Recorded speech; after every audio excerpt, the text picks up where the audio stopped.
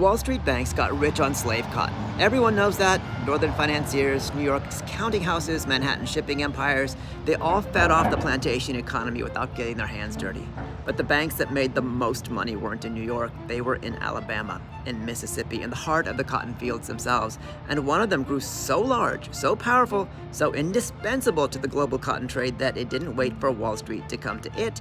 It moved to Wall Street. It became Wall Street and nearly destroyed it 150 years later. Lehman Brothers opened their first office directly across the street from Montgomery, Alabama's slave auction block. Not near it, across the street.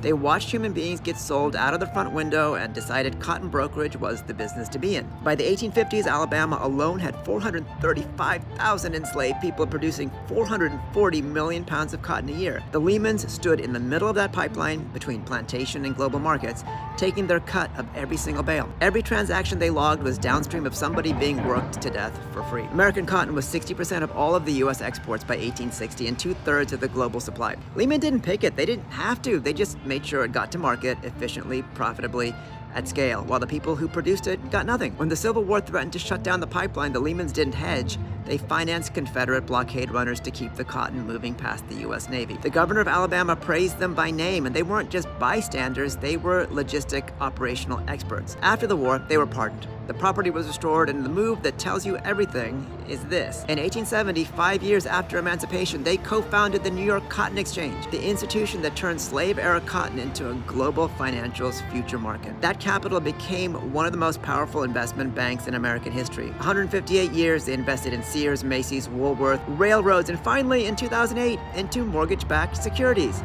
The largest bankruptcy in U.S. history, $613 billion, 25,000 jobs, gone overnight. The same logic as a plantation. Extract maximum value, securitize the risk, and let someone else pay when it collapses.